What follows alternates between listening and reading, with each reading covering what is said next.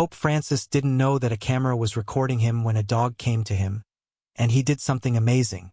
It was an unusually warm November afternoon in St. Peter's Square. The rhythmic murmur of prayers mingled with the occasional laughter of children playing among the cobblestones, lending the air a rare mix of reverence and joy. Pope Francis, dressed in his simple white cassock, stood at the edge of the central dais, greeting visitors and blessing those who had come to see him. For many, it was a moment of profound spiritual connection, but for the Pope, it was also an opportunity to observe the world as it truly was. His kind eyes scanned the crowd, pausing occasionally on a face or a gesture that moved him. Among the banners and waving hands, he noticed a young boy in a wheelchair smiling up at him, holding a small handmade card.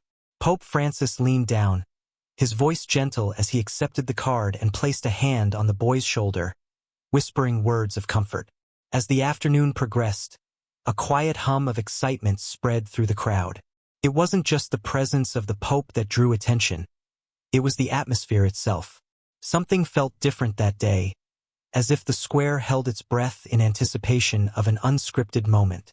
After the final blessing, the Pope began his customary walk along the rope barriers to greet those he hadn't yet met. The Vatican guards flanked him discreetly, their eyes scanning for any disruptions, but even they seemed at ease amidst the serenity of the day. Just as Pope Francis reached the far side of the square near a cluster of olive trees, he paused. A faint noise caught his attention, a sound that seemed out of place amidst the crowd's cheer.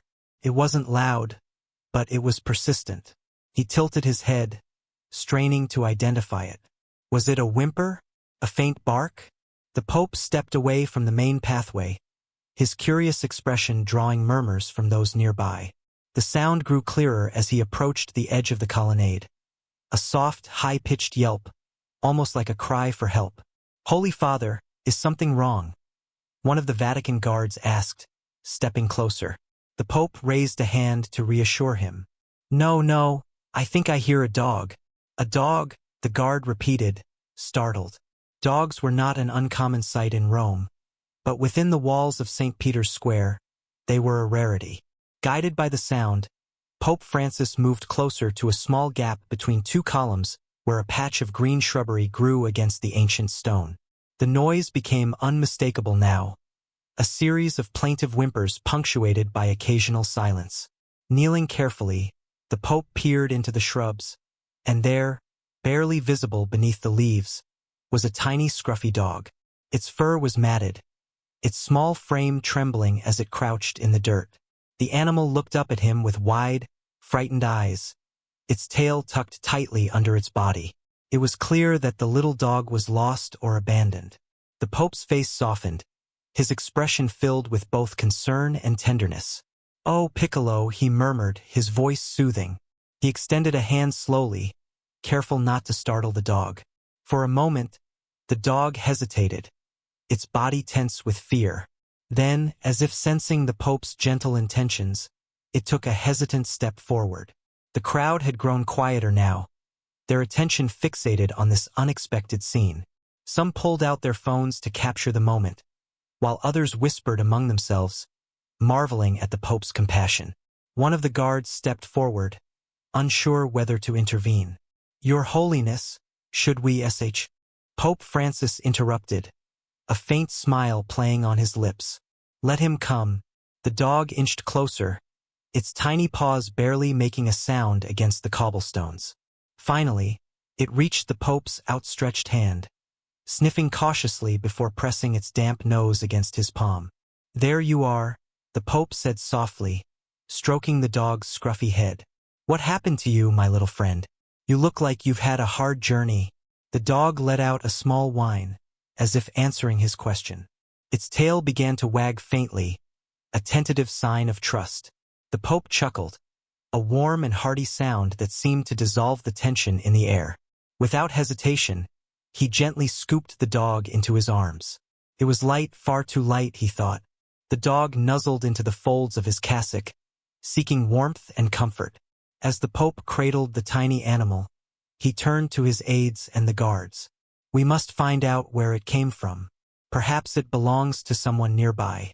If not, we'll make sure it's cared for." Even as the moment unfolded, the Pope felt there was more to this encounter than met the eye. The dog, though now calm in his arms, occasionally glanced toward the far end of the square, its ears perking up as if drawn to something unseen. But the thing is, Pope Francis had no idea that a camera was recording him when the dog did something unexpected later that day. Later that afternoon, after the unexpected discovery of the tiny dog, Pope Francis prepared to address a smaller group gathered near the basilica steps. Piccolo had been cleaned and given a small dish of water by one of the Vatican staff. Despite its ordeal, the dog seemed surprisingly energetic and had begun wagging its tail with enthusiasm, much to the delight of those nearby. The Pope, however, had a duty to fulfill. Microphone in one hand, he gestured warmly to the group of seminarians, clergy, and faithful gathered in the square. His voice carried a calm, measured tone as he began his reflections, speaking on themes of kindness and compassion. In life, we often encounter moments where we are called to stop and act with love, even when it is inconvenient or unexpected, he said, glancing briefly at the small dog sitting a few feet away. Piccolo, seemingly aware of the Pope's gaze, tilted its head and perked up its ears as if it understood it was the subject of this reflection. The Pope continued, "These moments remind us of the presence of God in the smallest, humblest." But before he could finish his sentence, there was a sudden burst of movement. Piccolo, as if inspired by the words, darted forward toward the Pope. The little dog leaped onto the low platform where the Pope stood, drawing gasps and laughter from the crowd. The Pope chuckled, lowering his microphone. "Ah, Piccolo, it seems you have something to say as well." But Piccolo wasn't stopping there. The dog went straight for the Pope's cassock, tugging gently at the hem with its teeth.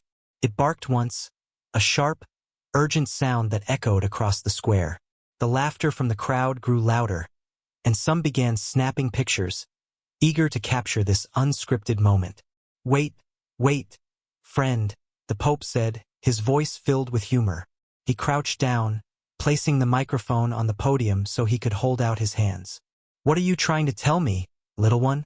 Piccolo barked again, then paused, looking up at the Pope.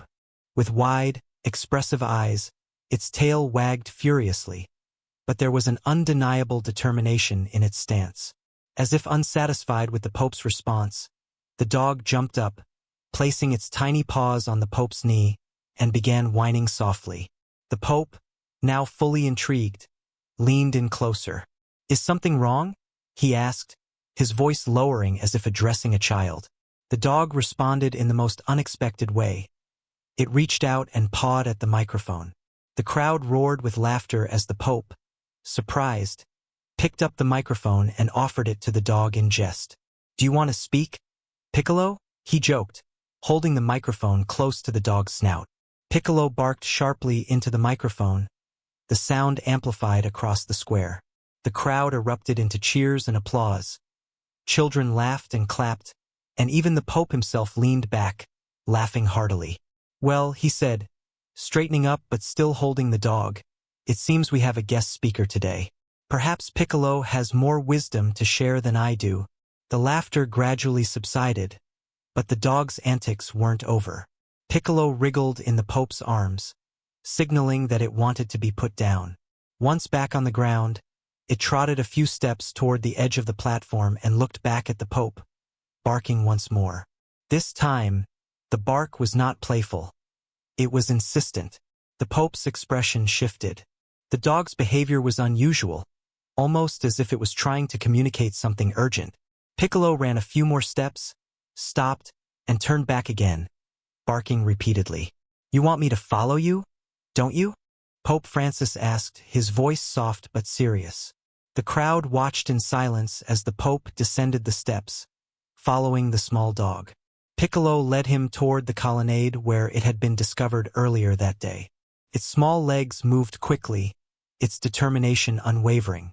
A Vatican guard stepped forward, hesitant. "Holy Father, do you need assistance?" "No, no," the Pope replied, waving him off with a reassuring smile. "Let us see where Piccolo leads." The crowd, unsure whether to stay or follow, waited in hushed anticipation as the Pope and the dog disappeared behind the columns. The soft echoes of Piccolo's barks grew faint, leaving the gathering in suspense. Behind the colonnade, Pope Francis followed closely as Piccolo stopped near a small, overgrown patch of shrubs. The dog sniffed around frantically, pawing at the ground before barking again. The Pope knelt, gently pushing aside the leaves. What he saw made his breath catch. Nestled in a small hollow beneath the shrubs were 3 tiny puppies, smaller than Piccolo. Their eyes were barely open, and they shivered against the cold earth. Piccolo, the brave little dog, wagged its tail and let out a quiet whimper, nuzzling the pups as if to say, "These are mine. Help them." The Pope's heart swelled. He reached out carefully, gathering the puppies in his hands. Their small bodies trembled in his palms but soon stilled as if sensing the safety of his touch. "You've been leading me to them all along, haven't you?" he whispered to Piccolo, his voice filled with wonder. Piccolo barked softly, circling the Pope as if in gratitude. By the time Pope Francis returned to the square, carrying the puppies with Piccolo at his side, the crowd erupted in applause once again. But the Pope wasn't focused on the spectacle. His thoughts were on the fragile lives he now cradled and the extraordinary instinct of the little dog who had led him to them. At that moment, he realized that Piccolo's interruption wasn't just an amusing distraction. It was a call to action, a reminder of the sacred duty to care for all of God's creatures, no matter how small. The unexpected discovery of the puppies sent waves of emotion through the crowd in St. Peter's Square. As Pope Francis emerged from the colonnade, cradling the tiny, shivering bundles in his hands, a collective gasp rippled through the onlookers. Piccolo trotted proudly at his side, tail wagging furiously, as if to announce to the world that a miracle had unfolded.